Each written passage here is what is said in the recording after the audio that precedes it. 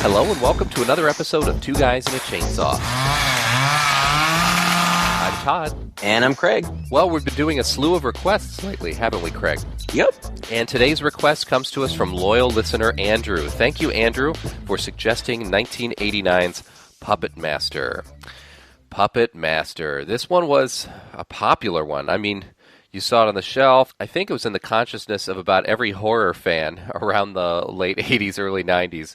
And I swear that I had seen it before, but after watching it today, I think what I had seen was one of the billion sequels to it instead. And I think what I had seen was Puppet Master 3, Toulon's Revenge, because this one didn't ring any bells. Craig, had you seen this one before? I had, but I'm kind of in the same boat as you. I know that I've seen this one. There are a lot of memorable scenes that I remembered, but I do think that I saw the sequels more often. And I think that that may be because while I do really appreciate this movie for what it is, I think that with the sequels, they went a lot more madcap. And I think that that suited the material well. And maybe that's why we remember those a little bit more.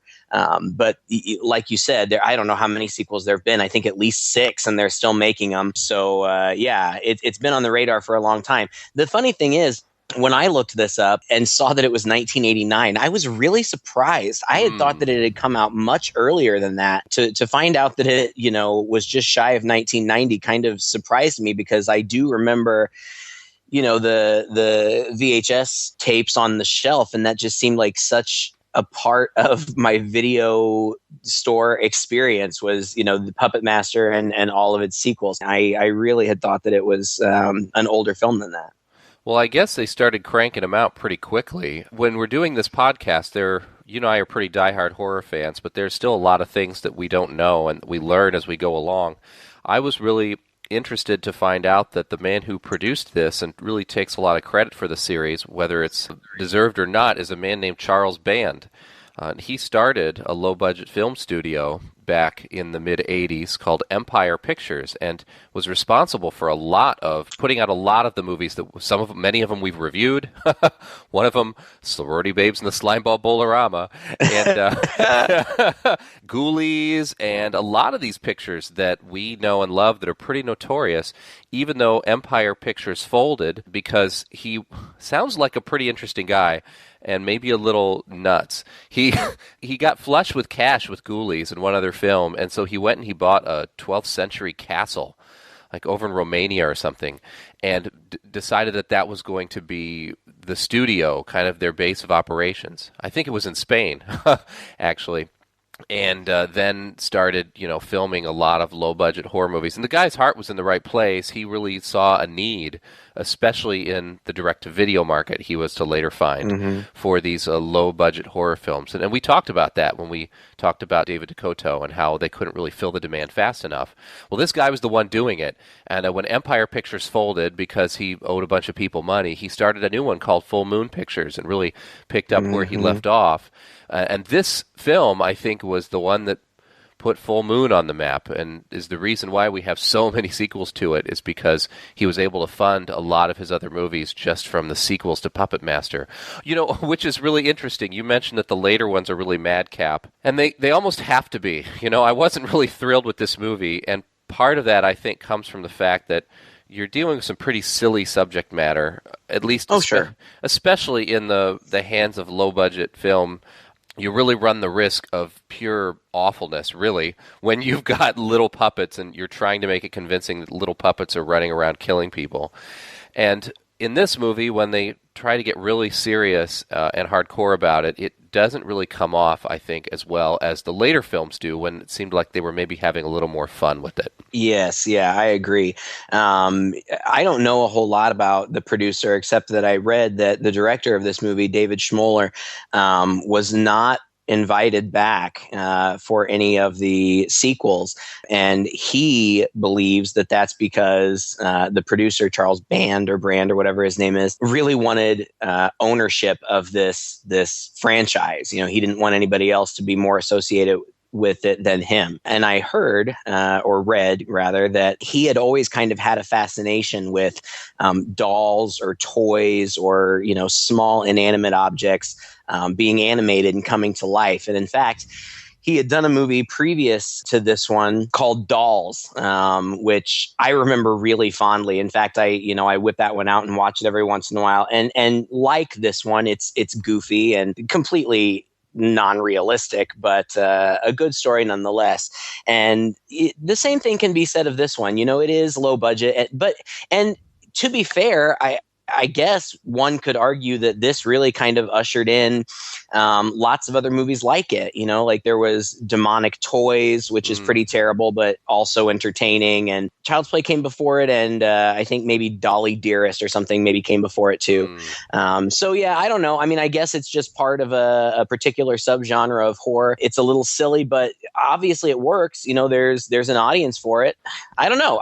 You say you weren't particularly thrilled with it. I have to say, I kind of agree, but I felt like the movie had a lot of potential, and maybe it just didn't quite live up to the potential, whether that be due to budgetary restraints or whatever. But the idea, I think, is I don't know if unique's the right word, but clever. The way that the movie opens up, there's the title sequence, and you see some puppets and some kind of creepy imagery of puppets and whatnot. And then it goes to a shot of this really cool looking hotel right on the seaside somewhere.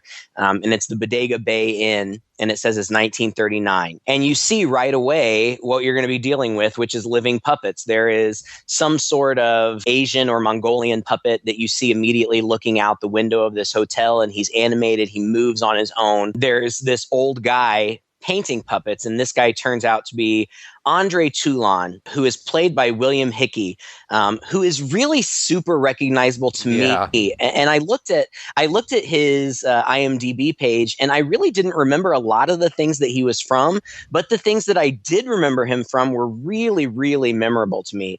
He played the old crotchety uncle in Christmas Vacation. He was also in the Tales from the Dark Side movie. Yeah, the cat episode. Yes. And he's this little old guy, and he has a distinctive look too, but it's really his voice. He's got kind of this strange voice that he talks in. That was not at all a good impression, but but he's got this really distinctive voice, and I was glad to see him, and a little bit sad I didn't remember that he's only in the movie for about the first, 5 or 10 minutes. But he's there, and he's with his puppets, and then kind of the next shot that you get is this, what I thought really was this great puppet POV shot of what is clearly this puppet running around outside the hotel, making its way into the hotel. And it's a pretty standard POV shot. It's low to the ground because it's a puppet, and it's a little bit jerky. But what I really liked about it were there are these, it's not sound effects, but you can just hear the puppet kind of breathing as it's running around and making little noises.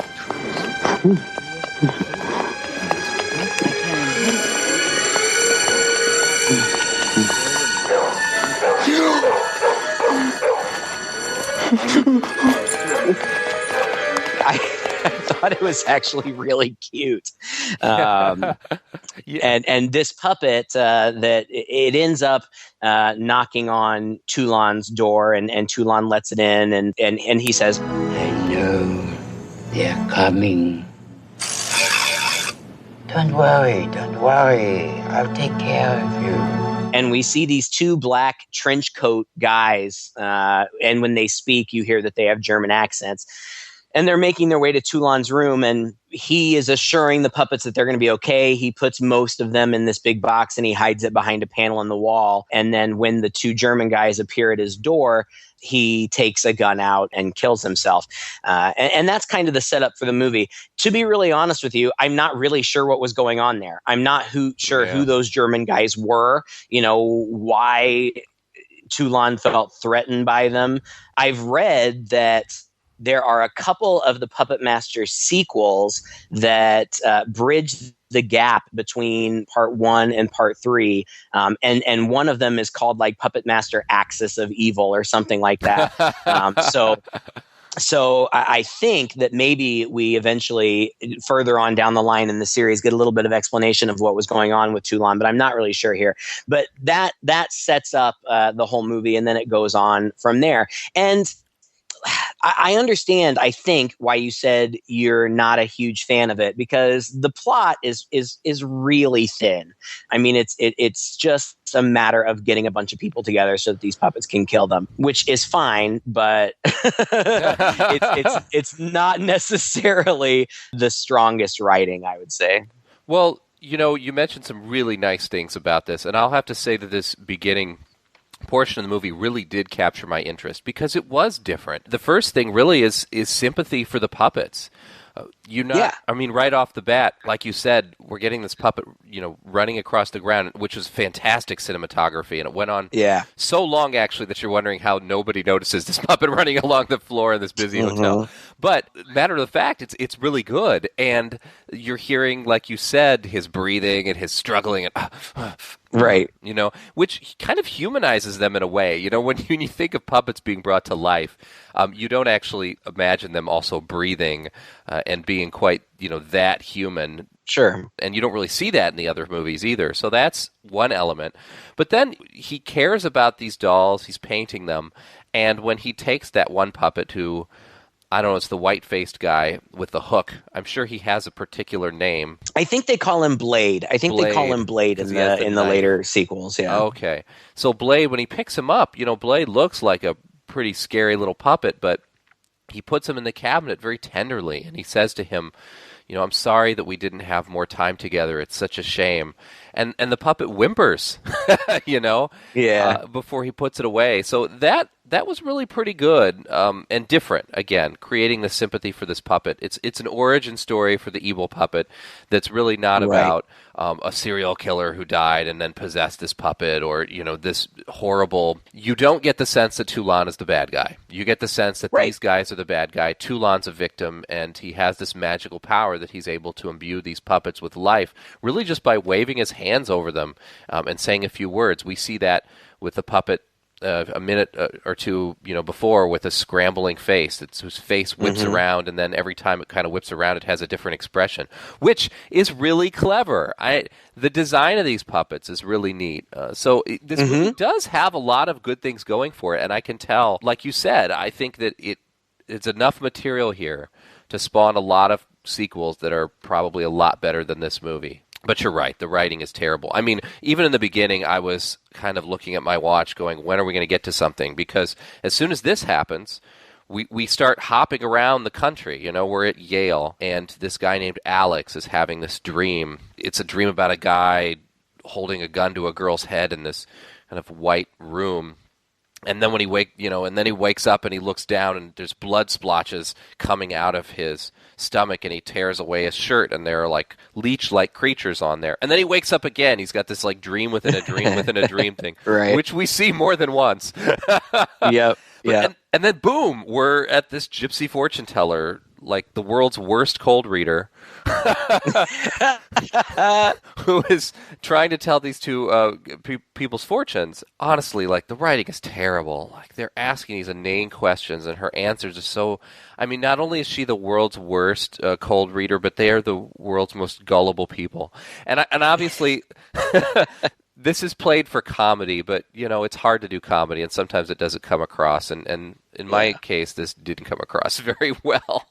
Yeah, it is funny. And I had noticed when the opening credits were coming up on the screen, that one of the last actor credits was a special appearance by Barbara Crampton. She was the female of the couple at this palm reading or psychic reading or whatever it is. She's very young. I mean, Barbara Crampton... We've watched several of the movies that she's been in. I mean, she has been in the industry for a long time, has done lots of classic horror movies. The most recent one I think that we saw was We're Still Here, which is a fairly modern movie, and she's older in that movie. Was she in Chopping Mall? What else was she in? Sure was.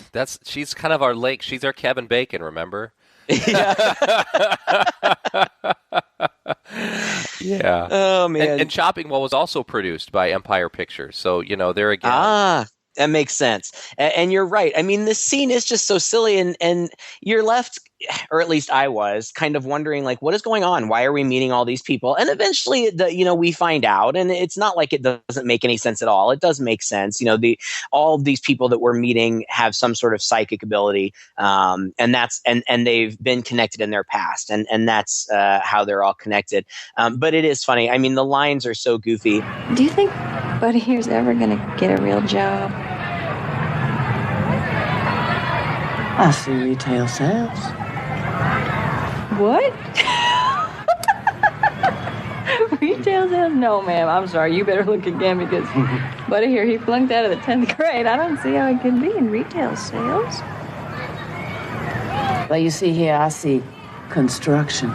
I see you working as a foreman of a construction company in a retail store, kind of like an enormous shopping mall.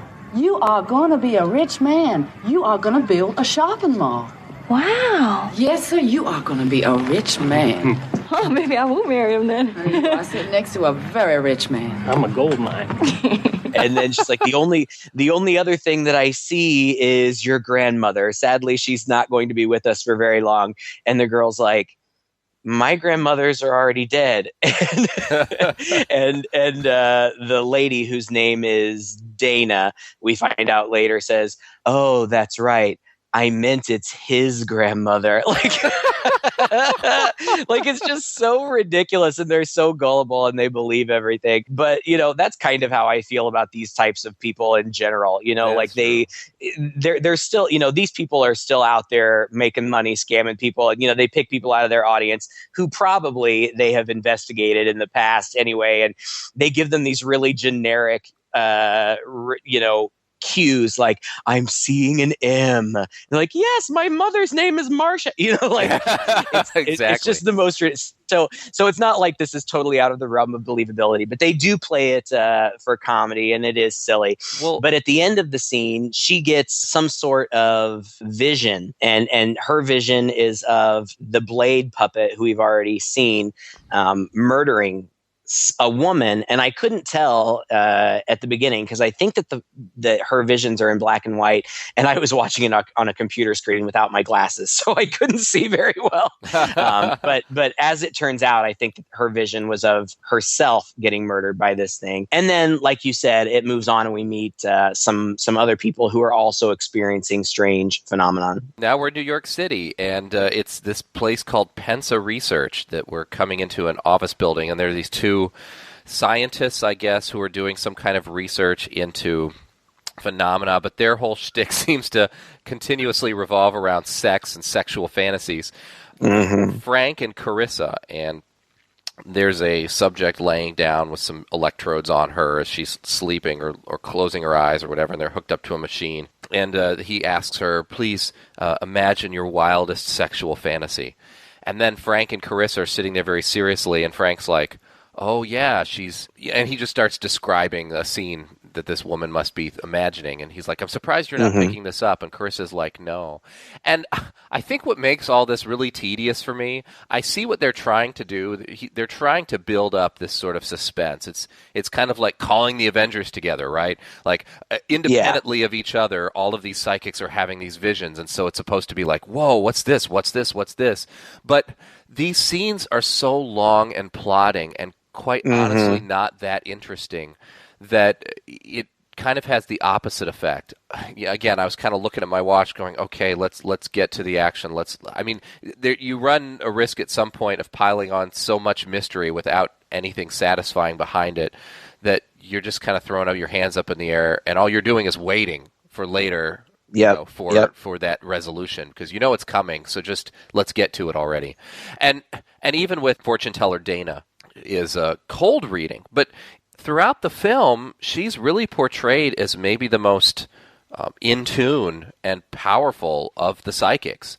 Like, she's the one who really seems to know what's going on more than anybody else. She's the one who seems to be able to intuit the most and seems to have her head together. So when you're alternately presenting her as this great psychic with all these powers who can have these visions and really on a whim, then why is she cold reading in a carnival and getting it wrong all the time? You know, why isn't she like using her Yeah. powers there?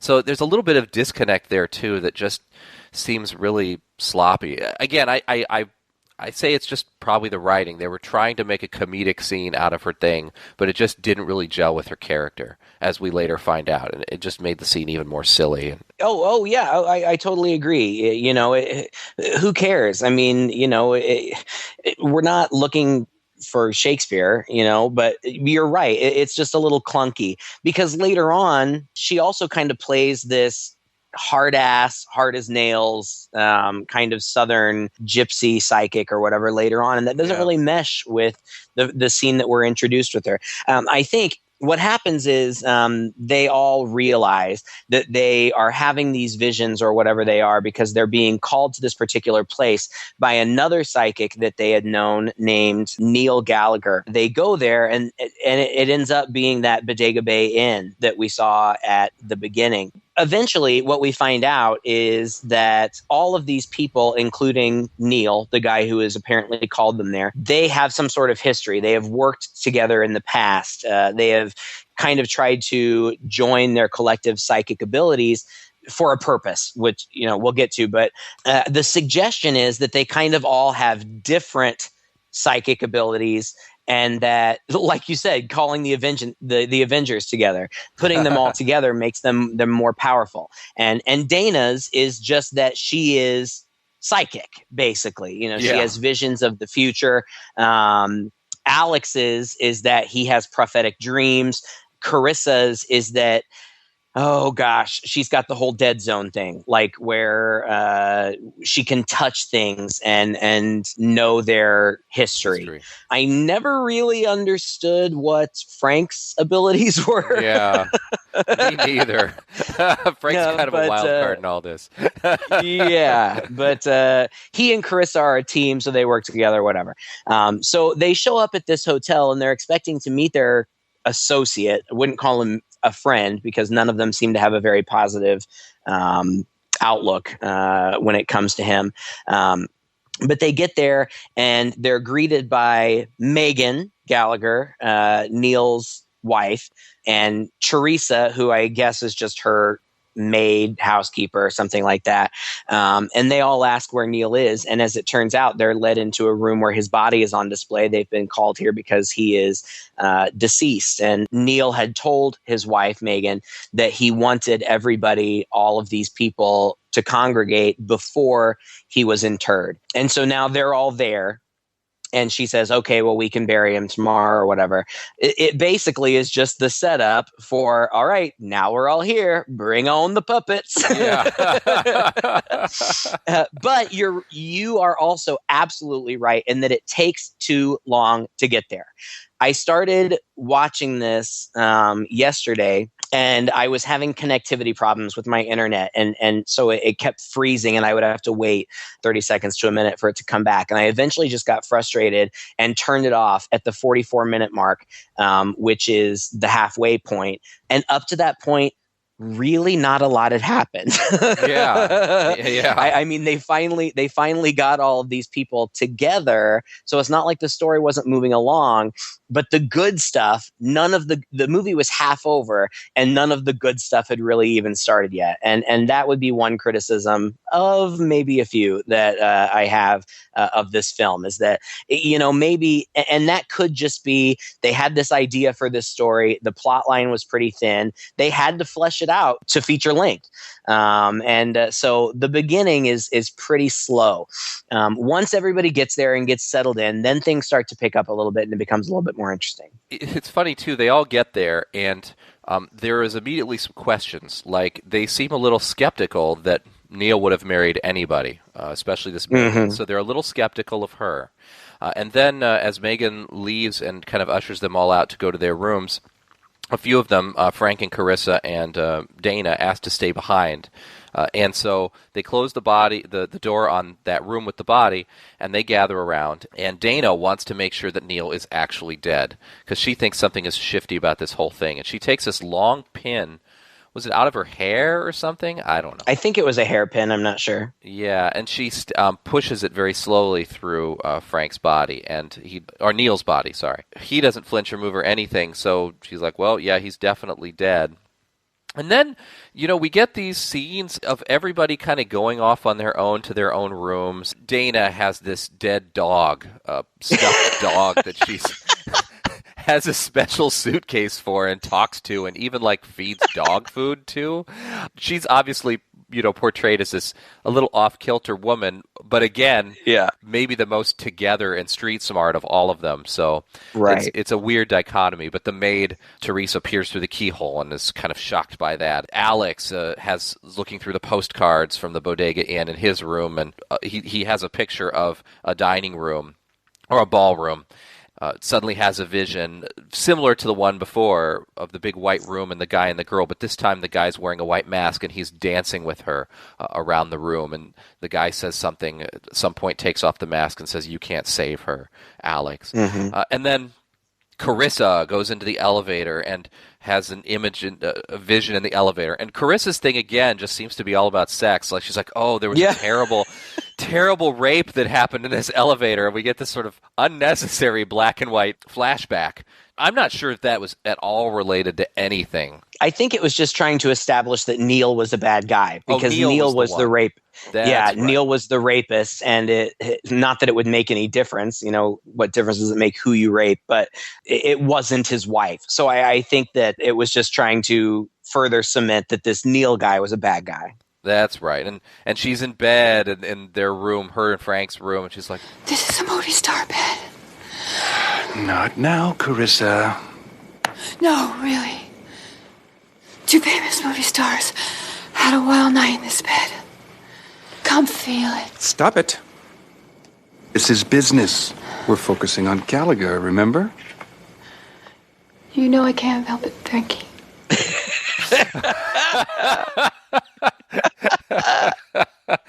Oh my god! It's so silly, but I have to say that those parts really kind of amused me, because you're right. It's not like this is a new idea. Like I mentioned the dead zone before. I guess that this is a psychic phenomenon. Whether it be real or not, I don't know. I don't know if I believe in that stuff, but there are some psychics who purport to be able to, touch an object and be able to tell its whole history. But every time, for her, every time it's something sexual. And her her portrayal of what she experiences when she, I don't know, has this psychic connection. It's just so funny because, like you said, she's just writhing around and moaning. I was kind of sitting here thinking, if I had to choose one of their powers, you wouldn't be doing cold readings at a carnival, would you? that might not be the worst one. I mean, she seemed to really be enjoying it, so I don't know. But yeah, it's funny. Yeah, and then it zooms in on Neil's body, and in the midst of all of this montage, and slowly pans in, and this puppet comes out from under his body and jumps out of the coffin and scurries away. And it's one we haven't really seen yet. It was a little pin-headed guy. He looks like a big wrestler. His head is really tiny. His body's big, and he has these almost normal-sized adult hands. And I have to say that the stop motion in this film is fantastic. It really is good. It really comes across as high quality. It's smooth. It's way more smooth and realistic than the stop motion in a lot of things. And it's definitely better than Basket Case. Let's put it that way. But it also is judiciously used, special effects wise.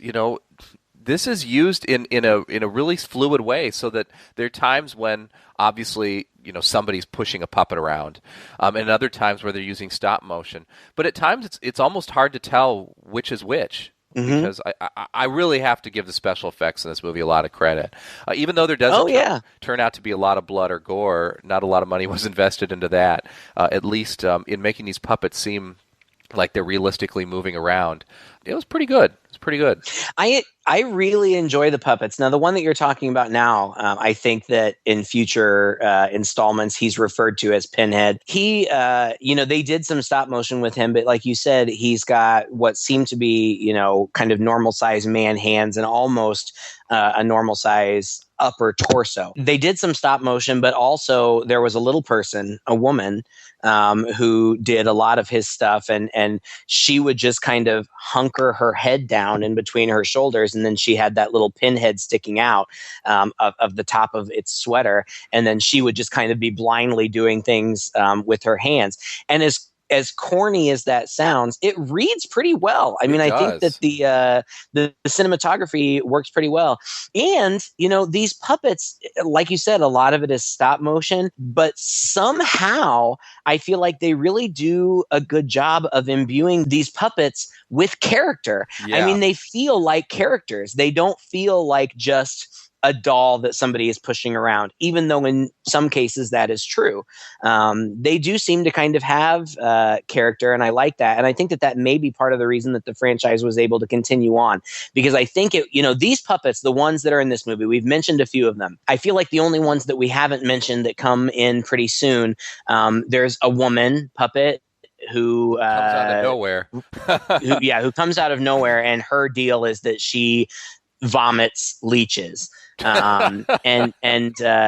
She's pretty cool. And then there's another one. I don't know what his name is, but I call him Drill Sergeant because he's like a military guy with a drill on the top of his head. And I know that those characters stick around, at least most of them, throughout the series. And they also add new ones, which, if you're going to keep the series fresh, of course you would need to. But I really enjoyed the cast of puppet characters. They were cool. They were interesting. They were different from one another. They weren't all the same.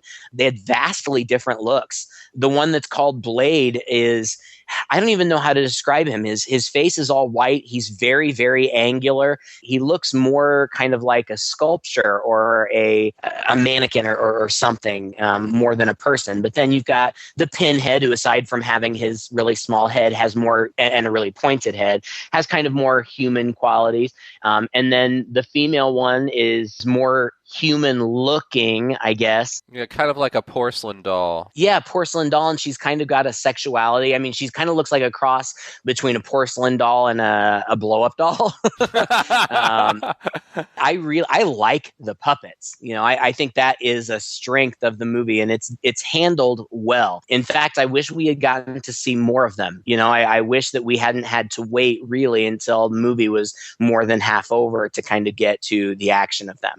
Yeah, and then we get this big dinner scene, which is almost obligatory. You've got all these people at the hotel. It's that kind of movie, right? Right, time for some exposition. That's right. And so they expose, and it kind of revolves around a confrontation between Megan and Dana. And Dana is basically explains everything about Neil and about why they were all together. And it's just like you said. They were all working, it seems like, particularly on trying to figure out this ancient Egyptian spell or method of imbuing things with life. And that led them all together in various different ways down this road, and I think to, find Andre Toulon. But whether they knew of him or whether it was only Neil that discovered him or whatnot, in any case, they all kind of came to a dead end and disbanded. But Neil kept on the case. And we find out that Neil married Megan, and they were surprised that Neil would marry anybody because they just keep talking about how he's such a despicable character. But Megan's family owns that Bodega Bay Hotel. Basically, Dana explains to Megan, there's a question that's been burning inside of me. Did it ever pass through your sweet, innocent little mind that your husband just possibly married you for your money? Megan gets really upset and she runs away, leaving the dinner table. And Alex comes after her, and they're trying to play up this sort of interest that Alex has in Megan throughout this. Even though it never really goes anywhere, it's just like, I don't know, Alex is this awkward guy. He's this awkward university professor, and I could never really tell if he's playing it awkward because his character is supposed to be awkward, or if his acting is just that bad. every scene that he's in and every line that comes out of his mouth just seems to be so painful. I'm sorry. I don't know what's wrong with him. He usually isn't like this. I'm so confused. Who are you people? Well, some would call us magicians. Yeah, he's flat. As an actor, he's really flat. And, he's not unaccomplished. I mean, this guy, Paul Lamette, was in American Graffiti. He was in a lot of TV and stuff during the era. I'd like to go back and see some of his other stuff because he seems like, if you look at his resume, it's fairly impressive. But his performance in this movie in 1989 is just awful. And not that he's given a lot of great material to work with. That's what it could be the writing, yeah. And the directing, too, I mean, you put a lot of trust in your director as an actor, and if he's directing you poorly, a lot of that might not be your fault. That's, I think, when he explains all the different characters. And I think just as much to cover up his poor delivery as anything else, there's this crazy, very slow motion shot that goes from character to character as they're eating at the dinner table, where he explains each of them and their particular roles to play and how they're all related. A really interesting touch. I mean, there are moments and flourishes in this movie that are really clever. The POV shot was really good. This slow motion bit was really good. The flashbacks are kind of interesting, and how they all end up kind of tying together. It just as a whole, I think it fits together in kind of a clumsy way, like a kid putting a Lego set together. The colors are a little off here, and this piece doesn't quite work there, but it's still a nice little creative work of art. Does that make sense? Sure. Yeah, it's not terrible. I mean, we're being pretty harsh on it. It's not awful. It's not terribly made, and there are, as you said, some highlights and some interesting things going on. But it's just a little clunky, and it just continues to be clunky because really now, after Alex has explained to Dana, why they had known each other and whatnot, then it's just okay. Now let's have a series of scenes of the puppets killing people. And that doesn't really even happen right away. That's part of why it's so annoying, I think. It's because these people have all assembled. We've finally gotten our exposition. It was all dumped on us in one scene. All right, good. Let's move the plot forward. And again, it's like after this big long argument, and we all know why they're there, and they all know why they're there, and there's all this big mystery, everybody just wanders off to their rooms to just putter around for a while. Right. And that goes on like that, except for one kill, maybe two kills, all right, after this. We're almost an hour in. There are only 30 minutes left of the movie. And it is so freaking slow. Yeah. And then they all just happen in quick succession, which is fine, but you just kind of wish that maybe it had started earlier or that maybe they had spread them out in a more interesting way. The first kill is Teresa, the maid, is tidying up in some sort of lounge or something. I don't know. And there had been something really clunky before where the psychic Dana had said, "You're in danger, stay away from the fireplace." And of course, so she's, in the fireplace, like poking this fire in this empty room for nobody in particular. I'm still not sure why she lit that fire in this giant hotel, but okay. Yep. And she hears some of the keys plunk on the piano, and she goes over there and there's nobody there. And she goes back to the fire and she hears it again, and she goes over there and still there's nobody there. And then finally Pinhead comes up behind her and kills her. It hits her in the head with a fireplace poker. And then it just really quickly cuts away from that. And we and all of the other characters hear Megan screaming, and she has fainted, and they come in the room. And the reason that she screamed and fainted is because her dead husband is now sitting what appears to be very comfortably in a chair in the foyer or something, eyes wide open. And of course they don't know what's going on. And what is her name? Dana says, "Oh, he's definitely dead. I checked. He definitely is." And they're like, "We bet Teresa did it because we can't find her." Yeah. I'm sure the maid pulled him out of the coffin and set him up somewhere because that makes a whole lot of sense.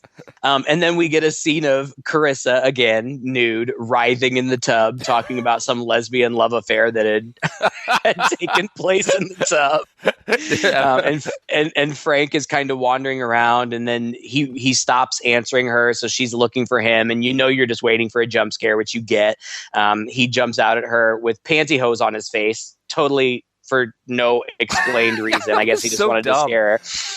I know. And then like the pantyhose on the face, I can almost buy. Like, okay, like if you're trying to scare somebody, that might be kind of funny. But then they start making out while he's still got the pantyhose on his face. Through the pantyhose. And I'm like, that's just gross. Hey, to each his own, I guess. Well, his own can have that one. And then there's a quick scene with Dana and Alex, and Dana's like, we're all in danger. He means to kill us all.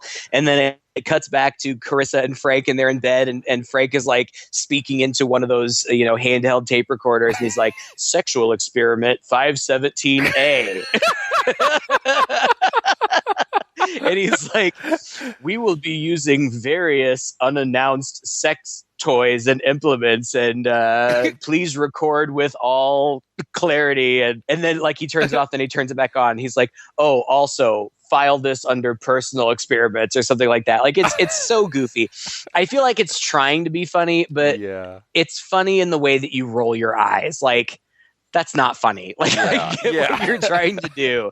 But it totally fell flat. The two of them are, it's so hard for me to use family appropriate language because that's not what I would say at all. They're making love loudly, and everybody can hear them. We see, these point of view shots of puppets running all around in the hallways, and people kind of hear them, but nobody sees them. Again, it's one of those things where like the puppets will be standing like right next to their legs. Like, how could somebody not see that? Yeah, exactly. But they don't. And then so Carissa and Frank are having sex, and the door of their room comes open, and Carissa's like, the door's open. I think somebody's in the room. And she's got Frank tied up and blindfolded, and she gets off of him. Another really funny part, because like she's on top of him. She's wearing this like sheer lace negligee, and you can totally tell that she's nude underneath it. But when she jumps off of him and like throws the blankets over his junk. But if you're watching it all, you can totally see that he is not nude. Like he totally has something on. So it's not even particularly good editing. And it's also stupid because she thinks somebody else is in the room, and he keeps saying like, untie me. And she's like, no, shh. Like, it's so stupid. But she looks under the bed, and at first she doesn't see anything there. And then she looks again, and she sees Drill Sergeant, and Drill Sergeant kills her. And then he's laying there like, what's going on? And nothing happens for a while, and he's scared. But then he starts feeling like kissies on his body, and like somebody suckling at his nipple, and he's like, ooh, that's sexy. And we see that it is this female puppet. And I don't know what they did here. Did you get the sense, maybe I'm wrong, I got the sense that in some of these scenes, when the camera would be pulled back a little bit, it almost looked like there was some green screen stuff going on, and that maybe this puppet was actually portrayed by an actress? In some of the shots? I got that sense too, in just some of the shots, because you're right, there's that distinct kind of green screen where you can kind of tell that the foreground has a little bit of a different grain to it than the background. Back in the day, it's called optical printing, and so you would kind of shoot your foreground. Maybe it's in this case it's like really close up on Frank's head and his body, and then you would shoot the background, which would be through that, which would be like a puppet dancing around or something, or this puppet. And you do that because maybe you need something full size, but you need to make it look like it's miniature. So you're shooting this bigger puppet, but because it's in the background of this giant Frank's body in front of it, it looks tiny. But because of that, you're getting a second generation on that foreground copy, right? So you're shooting that twice, but you're shooting the background only once. So that foreground copy is going to have a little more grain to it. It's going to look a little more unnatural. And, it's hard to describe, but you know exactly what I'm talking about because you've seen the look on films. And you're right, that it had that look. And I wondered that, too, if she was portrayed at some scenes by an actress. And there's must be a couple different versions of this puppet, too, because the version that's kind of kissing around on him looks very solid. But then she starts, and this totally surprised me, she starts puking up these giant leeches out of her mouth, and they don't fit. So, her mouth is really small, and so when she's puking this up, it's like the top of her head is kind of rubbery, and it stretches in a very unnatural, but honestly, I thought it was good. I thought it was a cool effect kind of way to accommodate this giant leech that then plops out onto Frank and suckles on him. Another great example, I think, of some really good effects for a movie that you wouldn't expect to have so many good effects. It's like the best thing this movie has going for it, really. Yes. Yeah. I read about that effect, and I read that her mouth was made of like foam latex or foam rubber. And so it was pliable and stretchy. And the way that it worked, I mean, we see her vomiting up. She vomits up several large leech-like creatures onto him, and apparently that kills him. I guess these leeches have the power to drain him of his blood. But it is it's gross, and it looks pretty good when she's doing that. What I read was the puppet or the device was designed so that she never actually really expelled a leech. It was part of the interior of her, and they would expel it about 3/4 of the way, and then they would just do a cutaway, and so that it would appear that she had vomited it up fully, when in fact she never actually had. That leech that she vomited up was actually connected to the whole puppet and could only come 3/4 of the way out. But it looks good. Yeah. And she does it she does it a couple more times throughout, and it looks good. Now, let's just stop for a moment to take a minute to appreciate the utterly bizarre creativity involved in this puppet. I mean, so far we've seen Blade Guy, who runs around with kind of a knife. Okay. We've seen Pinhead Man, right, who has these big hands, who's kind of a wrestler who can kind of punch and pummel and hit people. We've seen the drill sergeant, who has a drill on the top of his head. Okay, drills. That's pretty standard horror stuff. Sure. And then, out of nowhere, is this little puppet who has the most bizarre superpower ever, which is vomiting these little leech-like creatures onto people. It comes out of left field, but it also is maybe the worst of all the superpowers, because it really requires your victim to be tied down or somehow incapacitated when you do this to them. It is creative and weird, and that it leads to another question that I have about the writing of this movie, which I don't want to get to just yet because it really didn't occur to me, and it doesn't come up until closer to the end. But I want to come back to that. So if I don't let me forget. Okay, I'm intrigued. This just continues on with people continuing to get killed. The leech lady kills Frank, and then Dana runs into Alex and tries to proposition him, but he's not interested. So she goes in her room, and again, there's dead Neil sitting there again. She's not concerned. She does some kind of witchy stuff around him and thinks that she's protected. But then Pinhead attacks her. And this was a funny scene because he attacks her 3 times. Yes. And like, he's like punching her in the face. And every time that he attacks her, she does exactly what you should do if you're being attacked by a tiny toy. You should grab it and pick it up and throw it. That's with all these toy movies, one of the questions I have, like, seriously, how is this little tiny toy supposed to overpower a person? It doesn't make any sense. And 3 times she does that. Like, he'll attack her, he'll get a couple punches in, and then she'll just grab him and throw him away. And she does that 3 times before Blade finally shows up and cuts her throat and kills her. And then there is a scene where Megan shows up to Alex's door, and she bangs on the door, and he's asleep. This is the Inception. Yeah. That's what I'm going to call it. Oh, God. And it's so funny because it really seems like, seriously, I really feel like they were just trying to stretch for time. Yeah. And it was it was kind of annoying. Megan shows up at the door, and she's like, come on, hurry. I want to show you something. And she has this whole spiel about, Neil used to spend hours up here. I don't know what he was doing exactly, but he never let me come up. I thought it was strange. I didn't really mind it. I came up here earlier, and I found something in here. Would you hold that, please? Then it ends up being that room that he has dreamed about several times. And the dream plays out exactly as it had before. Megan and the masked guy dance for far too long. And it's terrible dancing. Like, one would think if you were going to have a 3-minute dance scene Sequence. that it might be a little bit more intricate, but it's awful. And then it plays out exactly the same way as it had before, where the guy takes off his mask. It's Neil, and he says, "You can't save her," and he points the gun at his head, and then he wakes up. And again, dream within a dream. He wakes up once, then he throws the covers off of him. And although this was kind of an out of the blue scene, this one I actually found pretty jarring.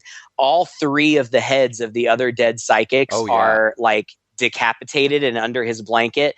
And one of them, I think Frank, says something to him. And it's such a quick shot, but it's really, it looks really good. It did. And it was really pretty spooky and gross.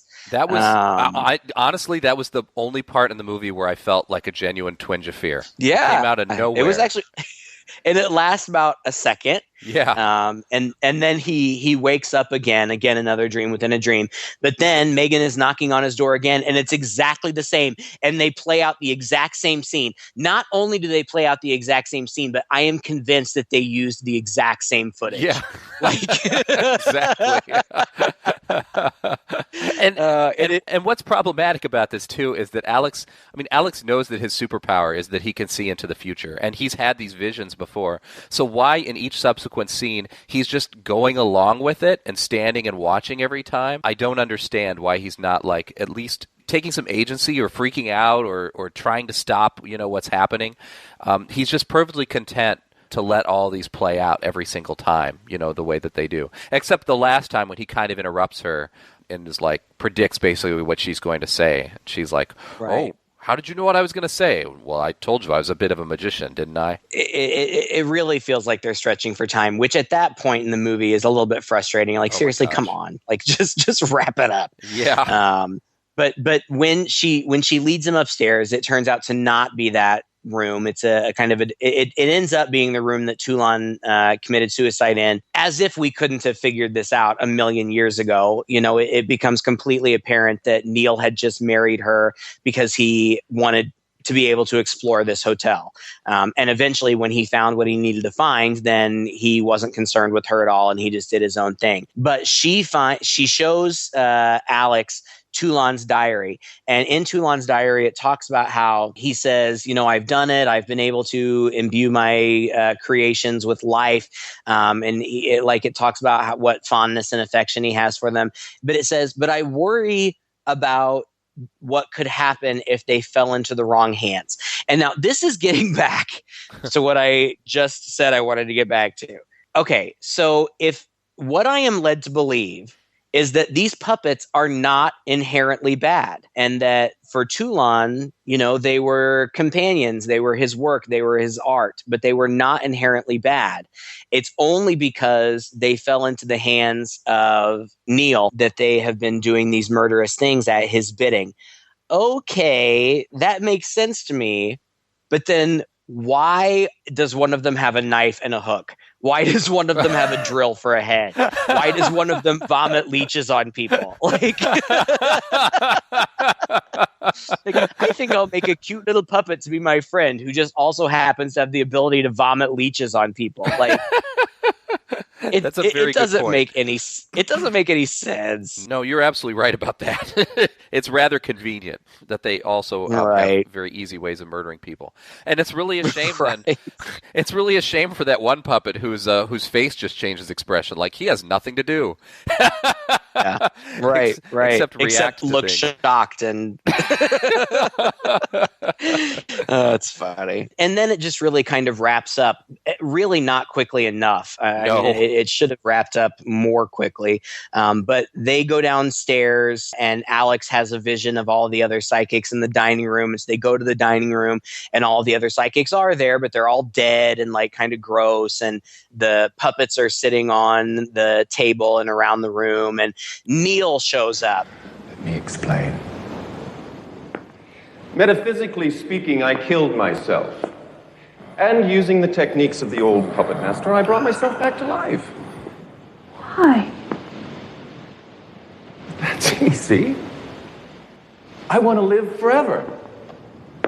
All life eventually ends in death, but for me, there is no end now. You mean no natural end? Neil is like, well, my entire body would have to be destroyed and I'm super powerful now and you don't have that kind of power. And I feel like Neil kind of starts to beat up Alex a little bit, and then Megan tries to intervene and he punches Megan, and we see these looks on the puppets' faces like, what are we doing? Like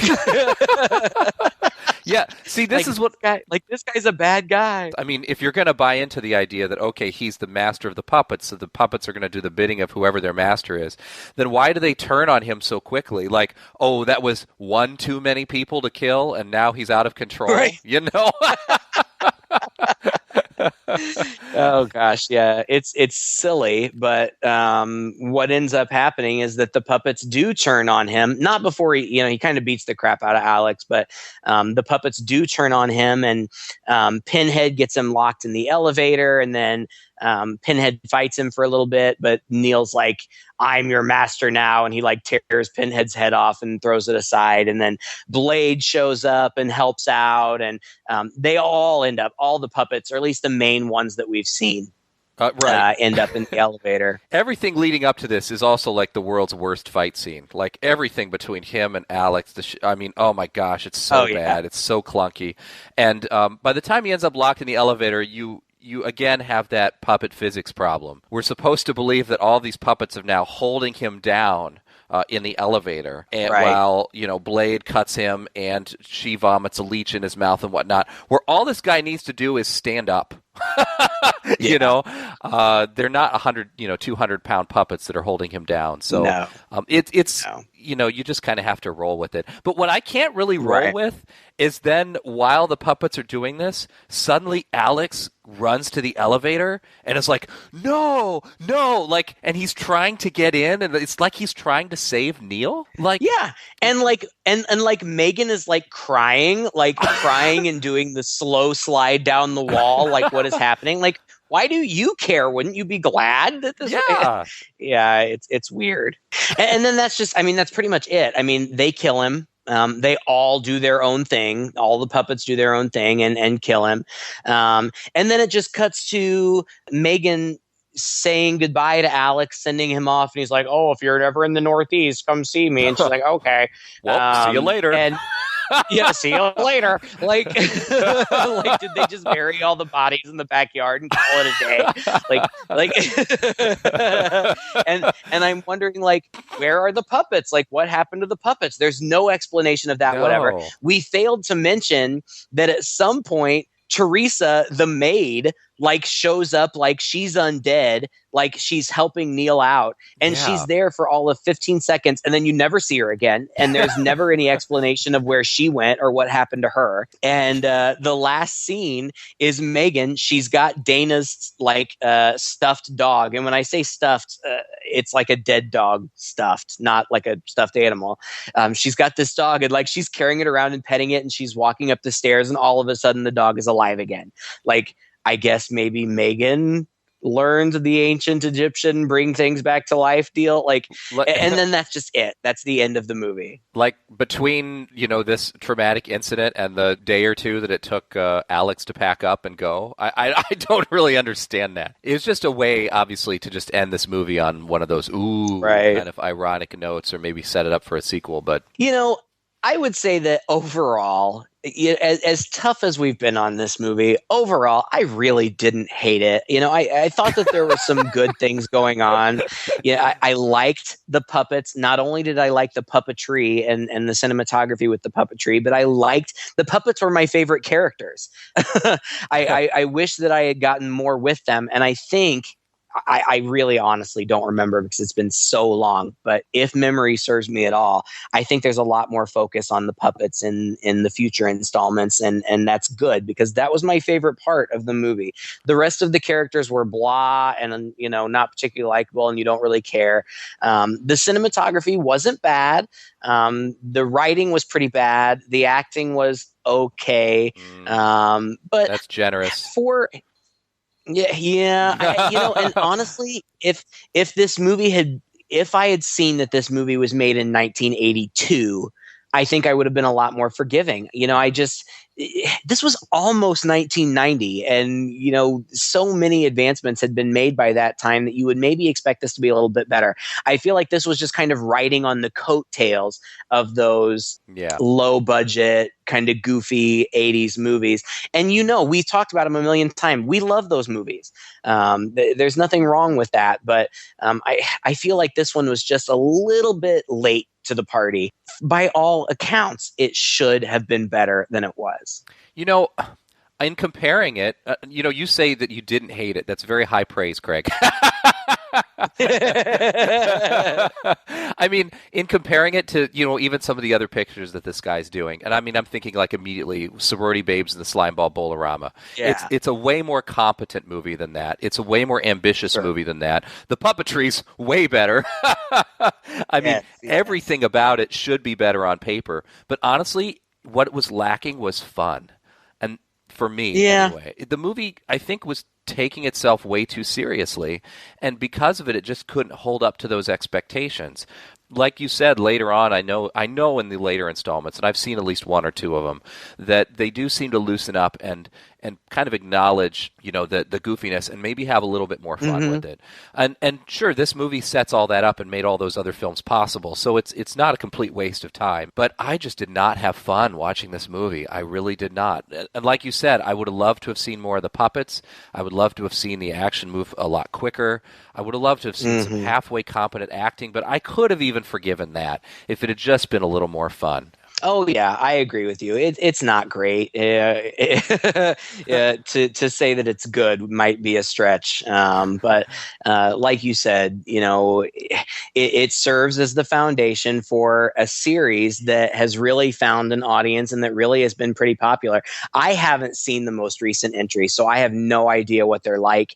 I have no idea if they're any good. But I do. I mean, this is one of those movies from the 80s that, although it wasn't as popular as something like Nightmare on Elm Street or Friday the 13th or even Child's Play, something like that, people know this movie. They've heard of it. They know about the franchise. It's notorious. So it is.